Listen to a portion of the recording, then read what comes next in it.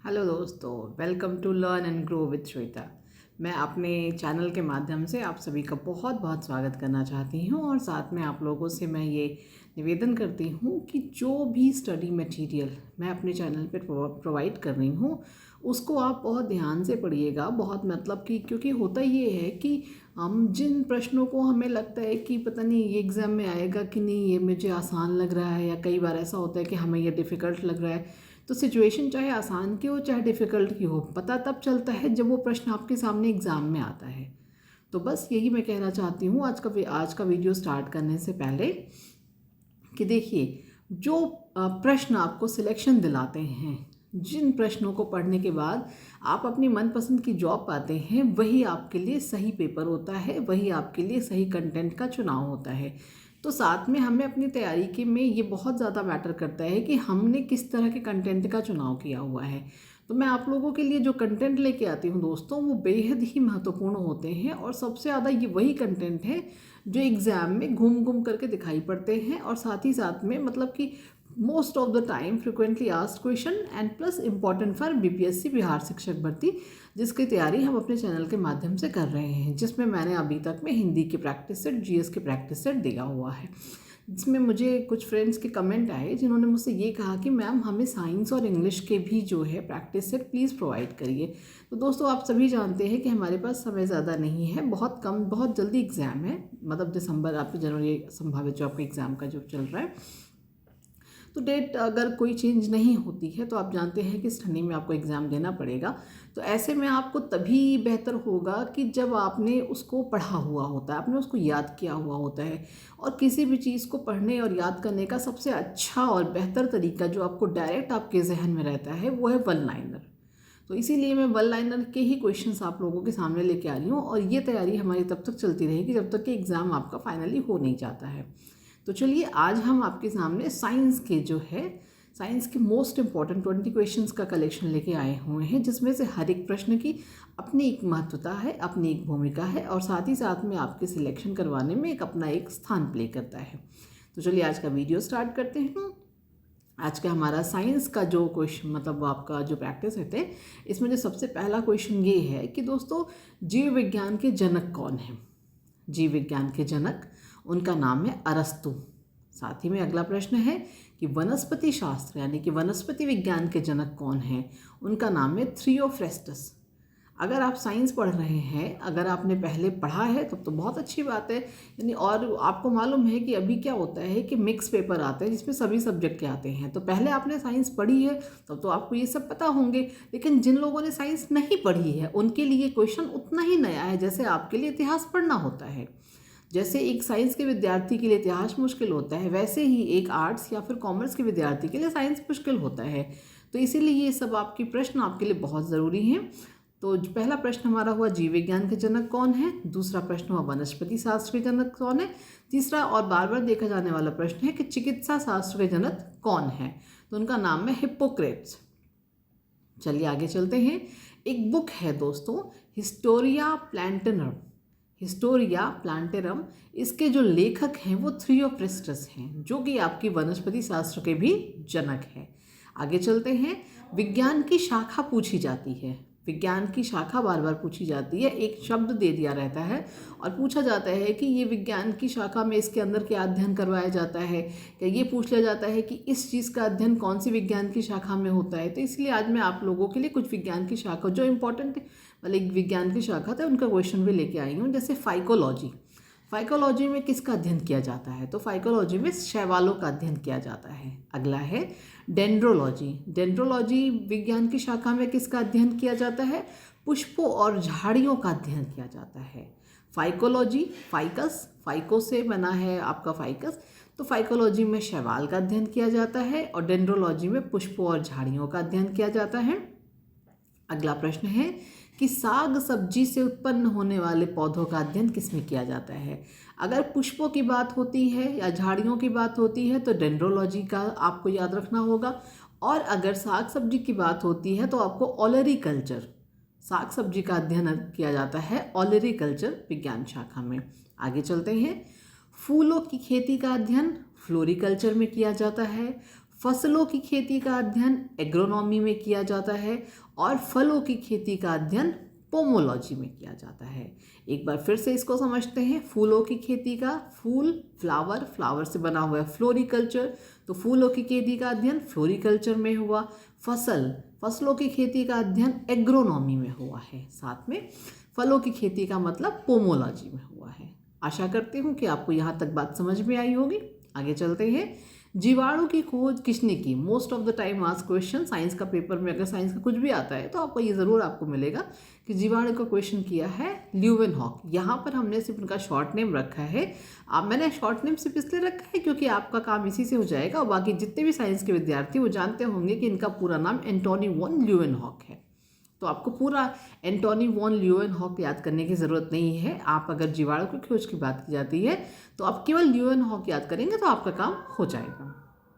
आगे चलते हैं। ये दोस्तों जो ये प्रश्न आपका है क्वेश्चन नंबर 11, ये आपके इस प्रैक्टिस सेट का सबसे इम्पॉर्टेंट क्वेश्चन है। अभी तक आपने 1 से लेकर 11 तक जितने प्रश्नों को पढ़ा सभी महत्वपूर्ण हैं, बहुत महत्वपूर्ण हैं, लेकिन एक होता नहीं कि बेस्ट ऑफ द बेस्ट भी होता है, तो इम्पॉर्टेंट में भी सबसे इम्पॉर्टेंट होता है।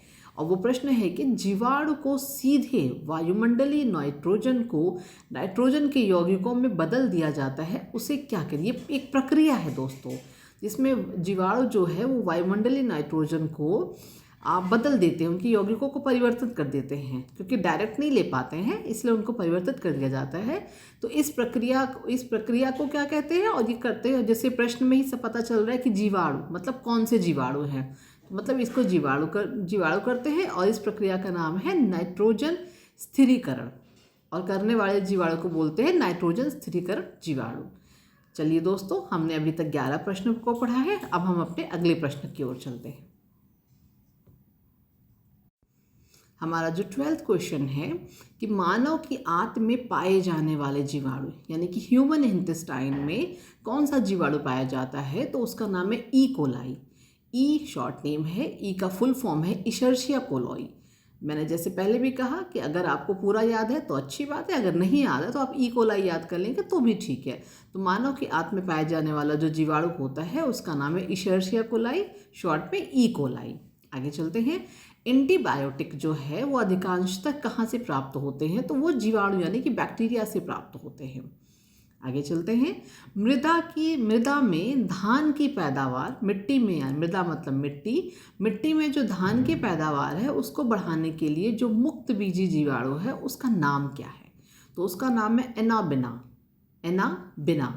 तो मृदा की में जो धान की पैदावार बढ़ाने वाला जो फ्री बैक्टीरिया है उसका नाम है एनाबिना। आगे चलते हैं। दही जमाने के लिए कौन से सूक्ष्म जीव का प्रयोग किया जाता है? मैंने आप लोगों को पहले भी बताया है कि दूध दही से रिलेटेड अगर कोई प्रश्न आता है तो सबसे पहले लैक्ट शब्द खोजिए, आंसर लैक्ट शब्द से ही रिलेटेड होगा। ऐसे ही यहाँ पर जो दही बनाते हैं उसके लिए जो सूक्ष्म जीव यहाँ पे चाहिए होते हैं, तो उस आपके जो सूक्ष्म जीव का नाम है लैक्टोबैसिलस।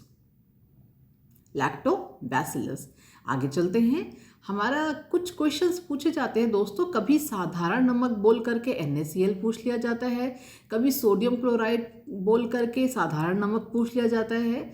इस तरह से होता यह है कि कई बार ऐसा होता है कि आपसे बेकिंग सोडा लिखा गया और आपसे उसका फॉर्मूला पूछ लिया। कई बार बेकिंग सोडा लिखा है, फॉर्मूला लिखा है, लेकिन इसको सोडियम बाइकार्बोनेट कहते हैं, ये पूछ लिया जाता है। तो इसीलिए मैंने इन तीनों को बहुत डिटेल में यहाँ पे लिखा हुआ है। और चलिए पढ़ते हैं। साधारण नमक जो है उसका जो फॉर्मूला है, केमिकल फॉर्मूला है, वो है NaCl इसका फॉर्मूला है और इसका नाम है सोडियम क्लोराइड। Na मतलब सोडियम, Cl मतलब क्लोराइड। तो साधारण नमक यानी कि NaCl और पूरा नाम है सोडियम क्लोराइड। आगे चलते हैं। बेकिंग सोडा का फॉर्मूला क्या है, तो बेकिंग सोडा का फॉर्मूला है NaHCO3। बेकिंग सोडा का जो फॉर्मूला है वो NaHCO3 है और इसका फुल नेम है सोडियम बाइकार्बोनेट। आगे चलते हैं। लाल दवा यानी कि जो केमिस्ट्री लैब में काम किए होंगे उन्हें पता होगा, अगर नहीं काम किए हैं तो आज जान लेते हैं। लाल दवा का जो पूरा फुल नेम है वो उसका जो फॉर्मूला है, केमिकल फॉर्मूला KMnO4 है, KMnO4, और इसका फुल नेम है पोटेशियम परमैंगनेट। आगे चलते हैं। अगला जो प्रश्न है दोस्तों कि जैसे लाफिंग गैस, आप जानते हैं कि लाफिंग गैस काफ़ी पूछा जाता है। तो लाफिंग गैस का फॉर्मूला बहुत बार होता है कि आपको लाफिंग गैस तो पता है आंसर है, लेकिन उसका वो आपने ऑप्शन में उन्होंने लाफिंग गैस ना देकर फॉर्मूला के फॉर्मेट में दे दिया या उसके केमिकल नेम के फॉर्मेट में दे दिया हुआ है। तो लाफिंग गैस का फॉर्मूला है N2O और इसका फुल नेम है नाइट्रस ऑक्साइड। ऐसे ही अगला है नौसादर यानी कि NH4Cl और इसका पूरा जो है फुल नेम है वो अमोनियम क्लोराइड है। Chemical name full name ammonium chloride है। नौसादर NH4Cl अमोनियम क्लोराइड। आगे चलते हैं चौक। चौक का क्या फॉर्मूला होता है? चौक का फॉर्मूला होता है CaCO3 calcium carbonate, Ca calcium CO3 carbonate. तो ये आपने अभी तक पढ़े कि साधारण नमक, बेकिंग सोडा, लाल दवा, लाफिंग गैस, नौसादर और चौक, इनका जो केमिकल फॉर्मूला क्या है और प्लस इनका केमिकल फुल नेम क्या है। ये सारे के सारे अपने आप में एक ऐसे बेहतरीन प्रश्न है कि अगर एग्ज़ाम में मिल गए तो खेला हो जाएगा दोस्तों, अगर आपको नहीं याद है तो इसलिए इनको ज़रूर याद कर लीजिएगा। आगे चलते हैं संगमरमर, जो आप सभी जानते हैं कि घरों में आपका लगाया जाता है जो है। तो संगमरमर का केमिकल फॉर्मूला क्या है? तो संगमरमर का भी केमिकल फॉर्मूला वही बनता है जो आपके चौक का बनता है, यानी कि CaCO3 कैल्शियम कार्बोनेट। अगला चूना पत्थर का भी रासायनिक सूत्र CaCO3 ही है। तो आपने देखा कि चौक, संगमरमर, चूना पत्थर, ये प्रश्न 3 है लेकिन इन सब का उत्तर सिर्फ एक है, CaCO3 कैल्शियम कार्बोनेट। आगे चलते हैं। माइकोलॉजी विज्ञान की शाखा में किसका अध्ययन किया जाता है? याद कीजिए, इससे पहले हमने अभी अपने शुरुआत में पढ़ा था फाइकोलॉजी। हमने पढ़ा था फाइकोलॉजी, वहाँ पे हमने पढ़ा फाइकोलॉजी में अध्ययन करते हैं शैवाल का और माइकोलॉजी में अध्ययन करते हैं कवक का। बहुत ध्यान से समझिएगा, यहाँ पे लोग काफ़ी कंफ्यूज होते हैं कि माइकोलॉजी और फाइकोलॉजी। तो माइकोलॉजी में अध्ययन कर रहे हैं कवक का और फाइकोलॉजी में अध्ययन करते हैं शैवालों का। तो दोस्तों आप लोगों ने देखा कि आज आप लोग के सामने साइंस के जो है ये, जैसा कि मैं हमेशा कहती हूँ कि केवल नंबर 20 या 30 का मैं लेके आती हूँ और उसके अंदर क्वेश्चंस काफ़ी ज़्यादा होते हैं, उससे ज़्यादा ही होते हैं। तो मेरी ये कोशिश रहती है कि कम समय में आपको ज़्यादा से ज़्यादा कंटेंट दे पाऊँ और बस मैं यही उम्मीद करती हूँ कि जो भी कंटेंट मैं आपको प्रोवाइड कर रही हूँ आप उसका पूरा फ़ायदा उठाएं, उसका पूरा बेनिफिट आपको हो, हमारी मेहनत सफल हो, आपकी मेहनत सफल हो और आप अपना लक्ष्य है, जो आपका उद्देश्य है वो पूरा हो। आशा करती हूँ कि आज का वीडियो आपको पसंद आया होगा। बात अगर पसंद आई हो तो लाइक शेयर सब्सक्राइब ज़रूर करिएगा। अगर आप चैनल पर नए हैं तो बेल आइकन का बटन दबाना बिल्कुल मत भूलिएगा, क्योंकि अगर आप बेल आइकन का बटन प्रेस करते हैं तो जो भी मैं नया वीडियो डालती हूँ उसके नोटिफिकेशंस आपको मिल जाती हैं। तो चलिए, अगर आपको अपनी कोई भी बात कहनी हो, आप कुछ भी कहना चाहते हो तो अपने कमेंट के माध्यम से कब ज़रूर मुझे बोलेगा, मैं उसका रिप्लाई करने की पूरी कोशिश करूँगी। और ये जो भी कंटेंट आपको यहाँ पे पढ़ाया जाता है, ये सभी कंटेंट एजुकेशन 2.09 के टेलीग्राम चैनल पर अवेलेबल है और जिसकी लिंक डिस्क्रिप्शन बॉक्स में पड़ी होती हैं। तो आप वहाँ से भी अपना ये सारी जो भी कंटेंट है आप ले सकते हैं। और प्लस मेरा कंटेंट इतना आसान है कि आप यहाँ से स्क्रीनशॉट करके भी आराम से ले सकते हैं, क्योंकि एक ही पेज पर आपको इतना सारा कंटेंट मिलता है। चलिए फिर चलते हैं, आप मिलते हैं एक अगली और बहुत बेहतरीन वीडियो में। Thanks for watching my video. Thank you.